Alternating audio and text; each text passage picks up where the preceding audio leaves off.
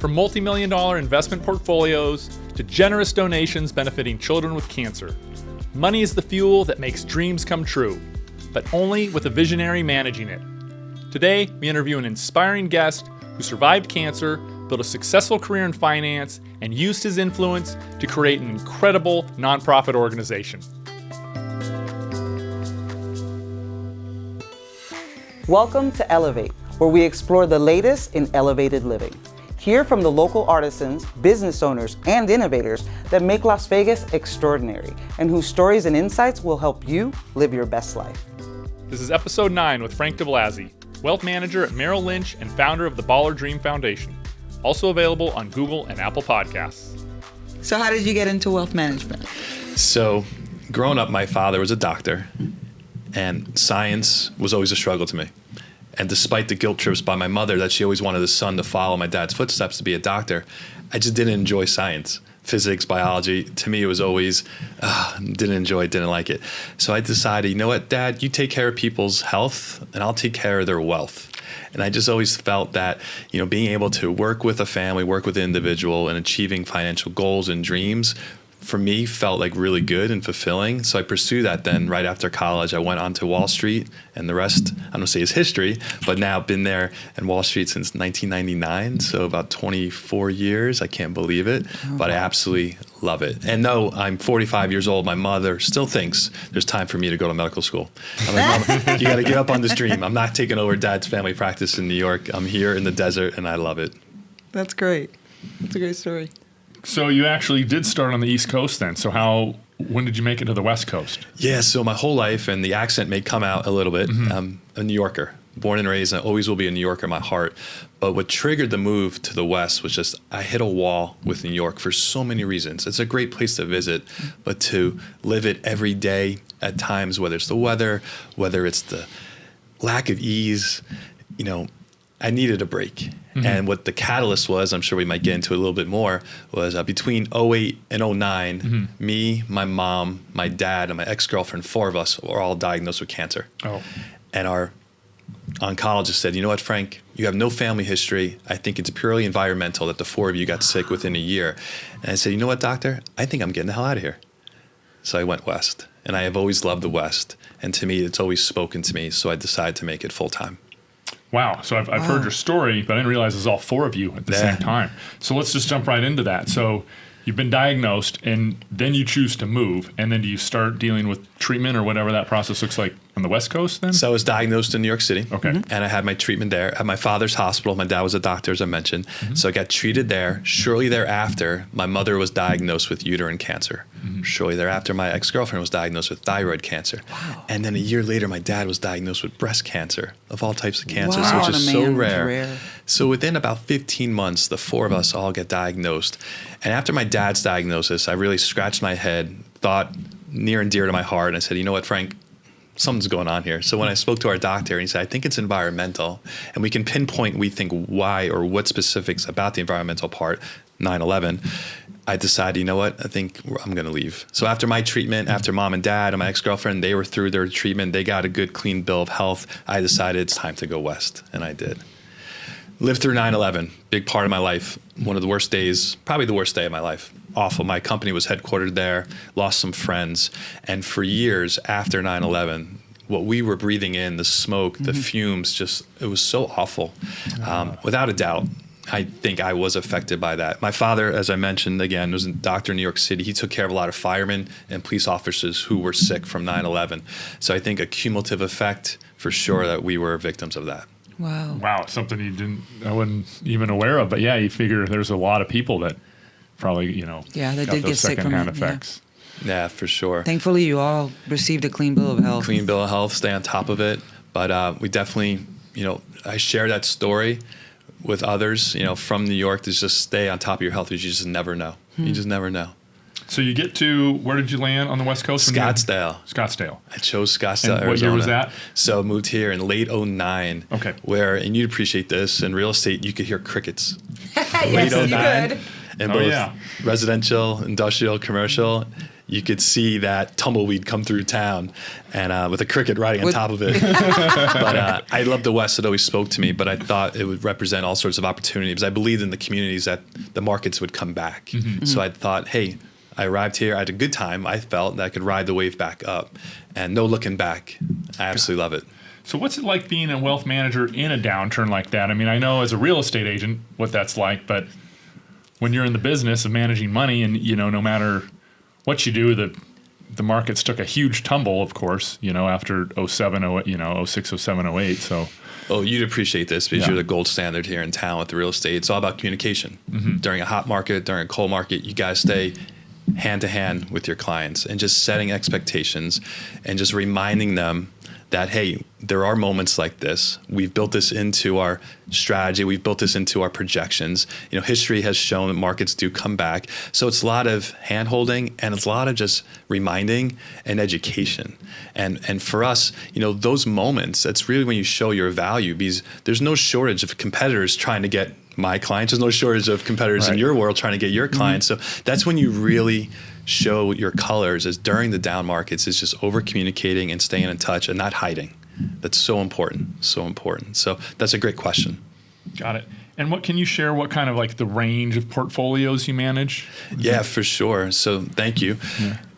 I take a meeting with anyone and everyone, mm-hmm. whether they have $1 or $100 million, Rob. Yeah. That's because I never want someone to feel like they don't have enough. Mm-hmm. Because you could always ride the wave up with them. You could always build with them. They may have a friend in need. At Merrill Lynch, where I work, there are solutions for clients that have money, whether it's $1 or $100 million. My team specifically, you're going to get more personalized attention mm-hmm. if you probably have at least about $500,000 and above. Mm-hmm. But I take a meeting with everyone because you just never know what can come about with that meeting. Yeah, I'm with you there as well as far as real estate. I mean, our group and our team specializes in guard-gated luxury real estate. However, same thing. It's just, there's relationships, there's friends, family.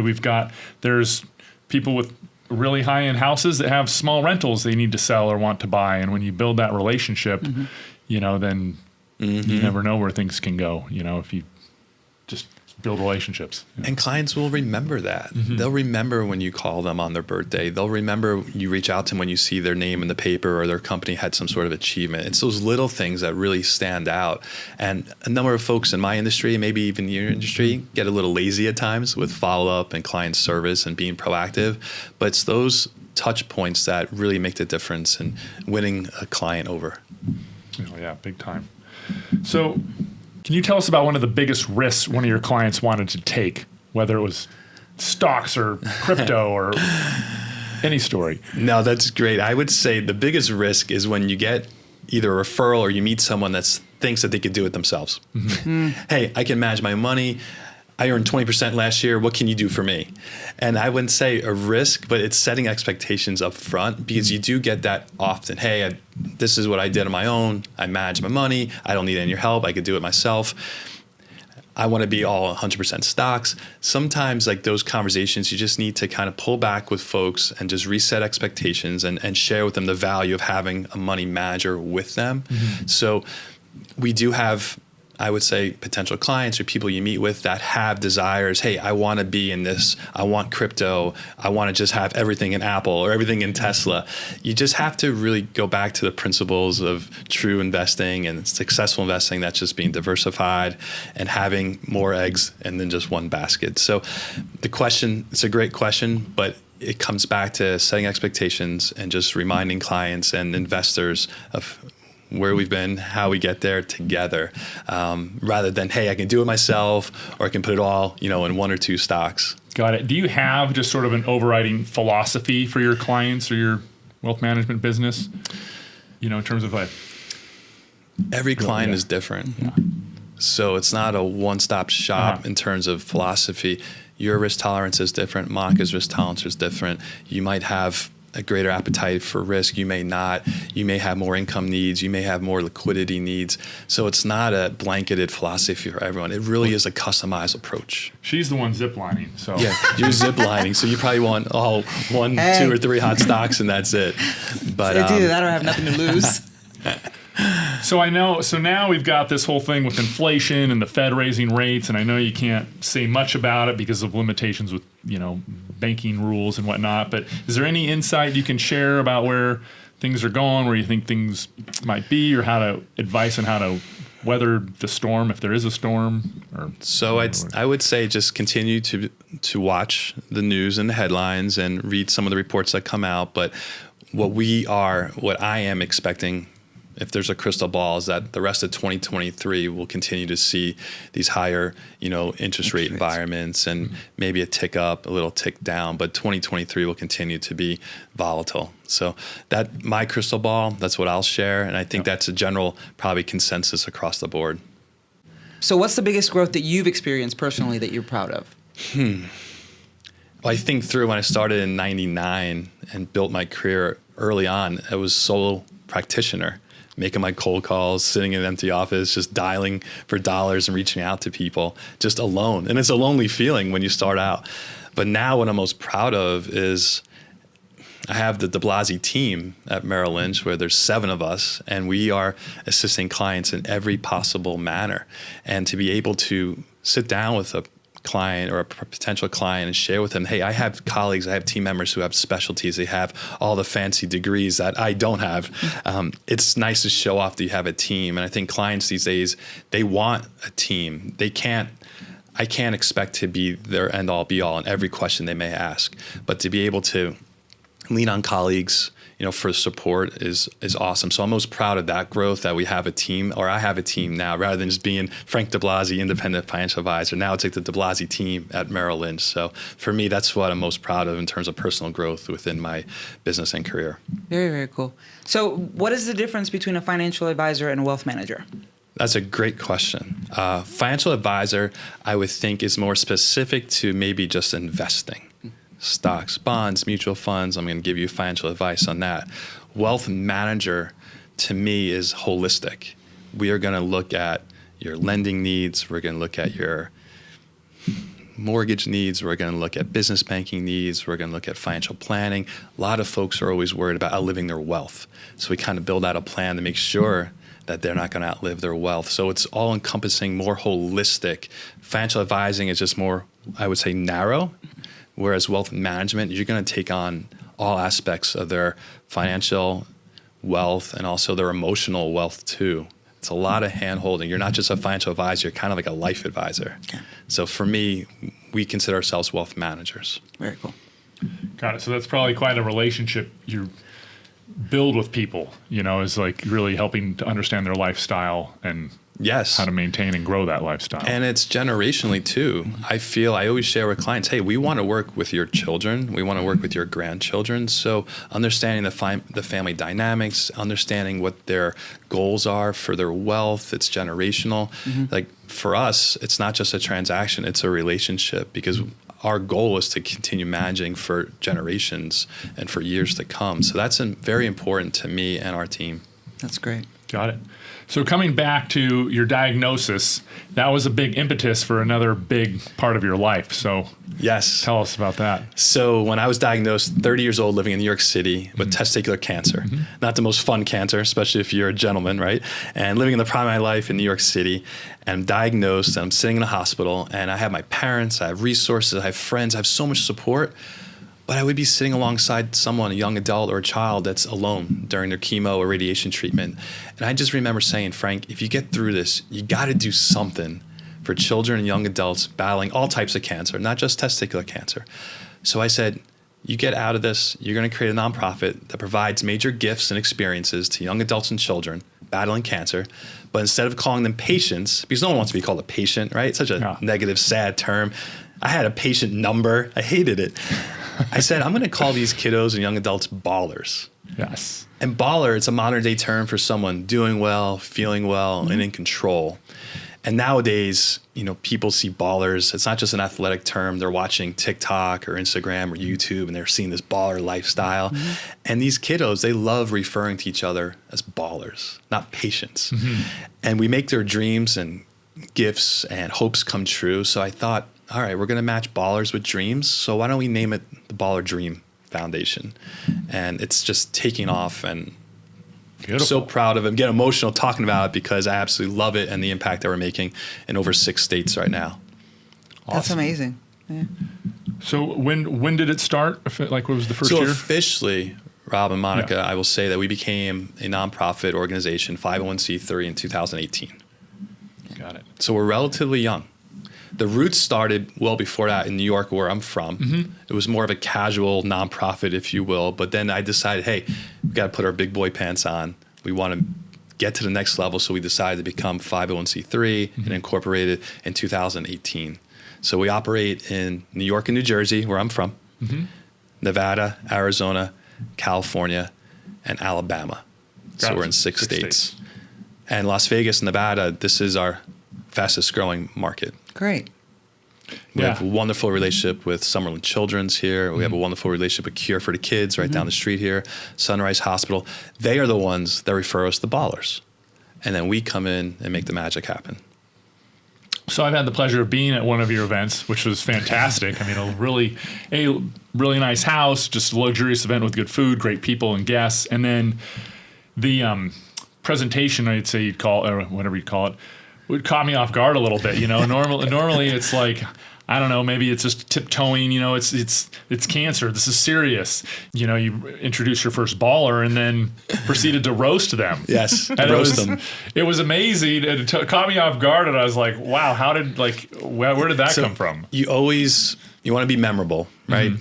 You don't want to be like everyone else. So when I moved west, in order to meet people, I always went to nonprofit events. I thought I'd meet people with money, potentially that could become clients. And while I was there and hear about wonderful missions, the event itinerary or agenda was always the same. You walk in, there's an hour silent auction, hit you up for that. Dining room doors open. They throw rubber chicken and some green beans at you. Then they have the video. They show the kid in chemo, violins playing, and here comes the Sarah McLachlan song, and everyone's crying. And then all of a sudden, here's the 2-hour live auction. Yeah. And I was like, wow, this is not for me. This is not what Baller Dream's about. So I decided that when Baller Dream put on our events, we're going to have our ballers there. We're going to bring them on stage. We're going to put them on a throne, and we're going to surprise them there with their gift.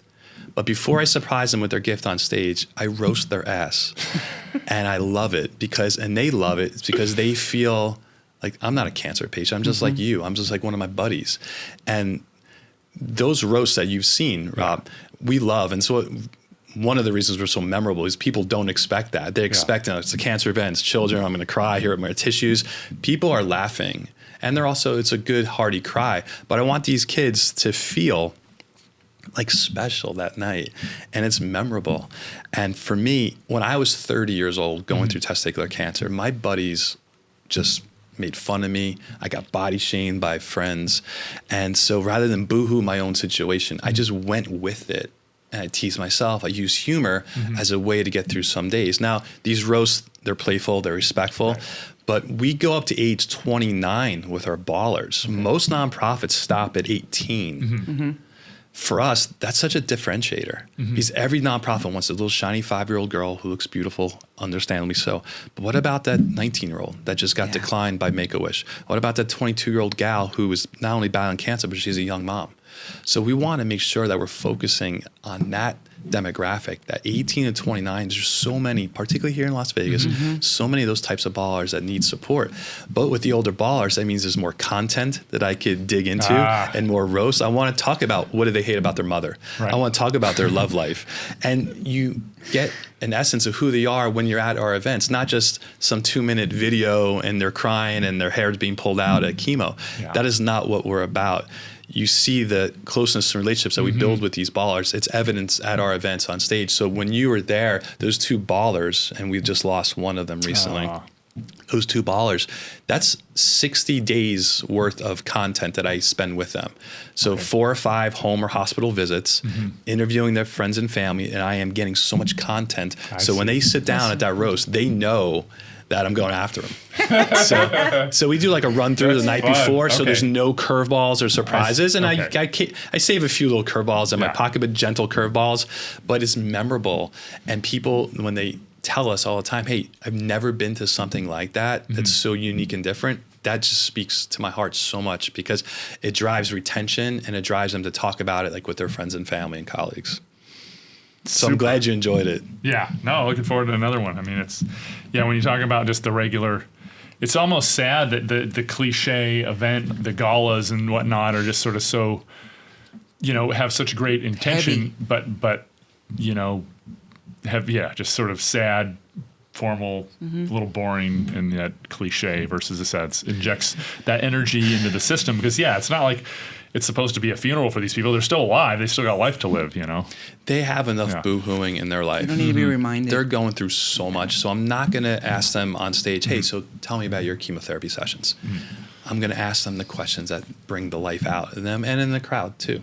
So that has become a staple of our events is the baller ceremony. Awesome. That's great. On the flip side, though, what are some of the biggest challenges these kids and their families face during this process? So the emotional challenge, of course. I sit down, I meet with these families, and coming as a cancer survivor myself, I walk through their footsteps. So there's that credibility piece when you sit down with them saying, hey, Monica, I know what you're going through. But then lighten it up and share the positives, share, that you have the support at the hospital. Great support here at the hospitals, by the way, wonderful healthcare heroes that we're so fortunate to work with, and just reminding them that they have care, they have love, they have resources, whether it's through Baller Dream or some other nonprofits here in town. A lot of financial challenges for these families. About 75% of these families live well under most means. So we try to find impactful, not just a gift at Disney, but hey, how can we help you with maybe some bills? Maybe it's a mortgage, maybe it's a rent payment.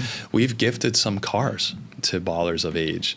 So we really try to find how we can be most impactful rather than, Monica, here's a video game system. I want to learn more about your day-to-day and how can we help you. We want our gift to be lasting and not just like, oh, hey, here's your 3-day Disney cruise. We want to be able to give a gift that's got length. So coming in and really having a heart, that bedside manner, and then being able to find opportunities where we can assist. That's the challenges these days is finding like the perfect gift, for them. What are some of the most memorable gifts? Oh boy, we have gifted well over 300 ballers nationwide. There's quite a few of them, Rob, but there's been those that have received a car from Baller Dream, a surprise, which is absolutely awesome. We had a wonderful experience with Guy Fieri. We flew up to see Guy. We watched 2 episodes of Guy's grocery games. He made burgers for us, unbelievable burgers. We were there for 5 hours with him. He was absolutely awesome. Didn't rush us off stage. Yep. We've had a great baller experience with Michael Bublé. He was great. We've taken ballers to Dancing with the Stars, which is absolutely awesome. So I have no talent whatsoever, but to be able to see what goes on behind the scenes at Dancing with the Stars was super cool. As much as I hate them, the Dallas Cowboys were really good to us. I'm a struggling New York Giants fan. So the Cowboys did a really cool baller experience for us where we sat in the owner's suite. We met Dak Prescott before a game. We were on the field with one of our ballers. They've been great. For being a smaller nonprofit, our reach through our donors, through our supporters, whenever we have a need, we have so many people that raise their hands. Hey, Frank, your baller needs that. I can help. Yep. And it's just getting the word out. And in today's world with networking and just getting, whether it's through social media, we've been surprising people with how much reach we've been able to do. And with the celebrity poker tournament coming up, the amount of celebrities that we have is absolutely indicative of the efforts we're making and the people that want to help support Baller Dream. Very cool. Fantastic. So how does your financial career tie into the foundation? Does it at all or does it not? I don't have my own kids. And so Baller Dream for me, I have a number of kids. They're not mine, but I treat them like little brothers and sisters. So it overlaps at times is when clients, they want to know that I have a life outside the office because I'm a workaholic. It's a DNA, grandson of immigrants. So it's always in my blood to just, and that New York work ethic too. Oh yeah. It's never enough, but Baller Dream helps balance. And I think it overlaps with my clients and they love seeing that. They also, clients of mine tend to be very philanthropic. Just like in this community, very philanthropic. They have, once solicited, wanted to help be a part of Baller Dream. So that's great. I'll have conversations with clients about their portfolio, and then 5 minutes later, like, hey, tell me about your most recent baller, or tell me about some of the gifts, or hey, how can I help? And for me, those are such fulfilling conversations. So there is that overlap in conversations. And then to see clients in the crowd, to me, like, that's awesome. It has to be. That's great. So you're in 6 states now. What are your plans for the future? We get that question often, and we get solicited all the time by children's hospitals across the country. They're hearing about it. They're seeing what we're doing. The name Baller Dream stands out. It's different. And we're always asked, hey, can you bring Baller Dream to our community? I would love to be in every community. But right now, what we would like to do in 2023 is try to just really hone and perfect our existing markets, build up our infrastructure. We just hired our first ever CEO. We have a director of marketing. We have an operations manager. Those are 3 people we didn't have a year ago. Wow. So like we're rapidly growing. Yeah. So I want to organically, just infrastructure wise, we have our first major CRM. We have all sorts of bells and whistles internally. Now I think we're going to have that ability to go out and maybe project more of our markets. So I've always loved San Diego. So San Diego, we're in. Orange County is a new market for us in 2023. And I would think that we'll head more north throughout California. But a focus of ours is Las Vegas. We have a major event coming up at the end of April. We have a celebrity poker tournament at Circa, which is awesome for Circa. And they have become in town such a name brand. For them to reach out to us and say, we'd like to have a celebrity poker tournament and Baller Dream be the beneficiary, we were just blown away. Wow. That's great. So late April, all details are on ballardream.org about packages that are available, but we have almost all of our celebrity spots taken, 100 poker players. And for us, we're so excited about the continued name brand recognition and growth that's going to generate from that. And then we'll have a big fall event later this year here where we'll have some new ballers on stage. Oh man, So we're excited for what we're doing here. Yeah. We have a phenomenal executive director for Las Vegas. Her name is Paige Maddox. She is a rock star, and she is building our brand so much here locally, and she is equipped with whatever she needs to continue to build us out. fantastic. That is Yeah, fantastic. we're super excited. So Paige came from a background of another Fundraising. foundation. Yeah. So I kidnapped, if you will, Yes, professionally I remember the kidnapped story, Paige yeah. Maddox. Paige Maddox. She was a top fundraiser at the Children's Hospital in San Diego, Rady Children's Hospital. Paige attended our first ever San Diego event. Yep. And she was so moved by the event that afterwards, when we got together, we talked about potential ways to work together. And I was blown away because I knew she was a rock star at her current job. And the fact that she wanted to talk and learn more about Baller Dream, a newer nonprofit, and to raise her hand and say, hey, I could help grow this in Las Vegas and in San Diego, it was a no-brainer. I remember going to our board, one of our board members, Jan Jones, the former mayor here in Las Vegas, and said, Jan, we have to find a way to make this work. So you have to approve whatever compensation package it is. We need Paige on our team.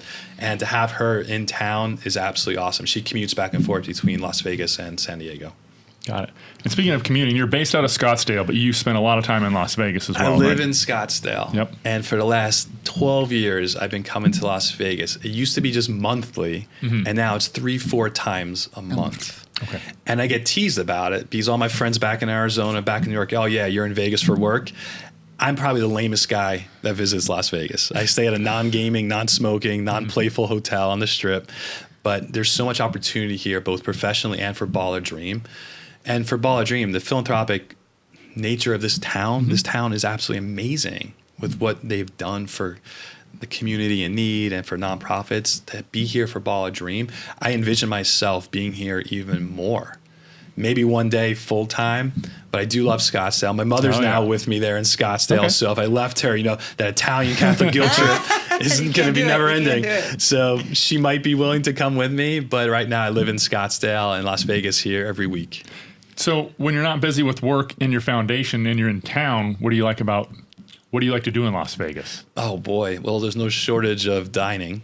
Yeah. So being an Italian boy, I can't get enough of pasta options, but Any favorites? Top 2 Italian top spots? 2 Italian spots here. So it's old school, it's off the Strip, but a dear friend, Gino Ferraro at Ferraro's. Yeah. Love Ferraro's. It's kind of like, I like to support local independence. Of course, you can get a great meal. Italian restaurants on the Strip, there's no shortage of that. But off the Strip there in Vegas, I do like Ferraro's a lot. It's good Beautiful. stuff. Any restaurants that are in your typical must-hit list on your regular visits? You know, what I do is when I visit with families, whether it's through Merrill Lynch or Bala Dream, I always tend to defer to where they want to go. So I haven't created my own list of, hey, this is where I want to try out. But I've been fortunate to be introduced to a bunch of new restaurants, and I love it. But can't say that I have a hit list just my own yet. Sounds like you got a pretty good circuit already. I do have a circuit. I do have a circuit. But I love it here, particularly Summerlin, and the growth to see what's happening here in Vegas. I mean, I don't need to tell you all, you're in real estate and doing so well. But it's an exciting time to obviously be a resident, but also I consider myself somewhat of a resident, a pseudo-resident of some kind. But I'm fortunate to be here often. It's only a 38-minute flight once up in the air from Phoenix. But I'm so thankful to be here with you all and sharing my story and the Bala Dream story. Fantastic. So for people to learn more about Frank Wealth Management, Frank Bala Dream Foundation, and anything else, what's the best way for them to? Yeah, so I might, even though I still think I'm young, a little bit of a dinosaur. I don't, and you could tease me, I don't have my own personal social media. Okay. But Bala Dream does. Got it. I don't even have a LinkedIn, but you can find me. So I know you don't have a LinkedIn. I don't even have a LinkedIn. There's a guy named Frank DeBlasi, but it's not you. But but I think my clients actually, I think, like, from a confidentiality perspective, they're not completely out there. But whether you Google my name or just more importantly, Bala Dream or Frank DeBlasi, Merrill Lynch, you'll find me. Okay. I'm very visible and very responsive and accessible, for sure. Awesome. Well, thank you so much for coming on today. Thank you, Monica. It was fun. Thank you. Sweet.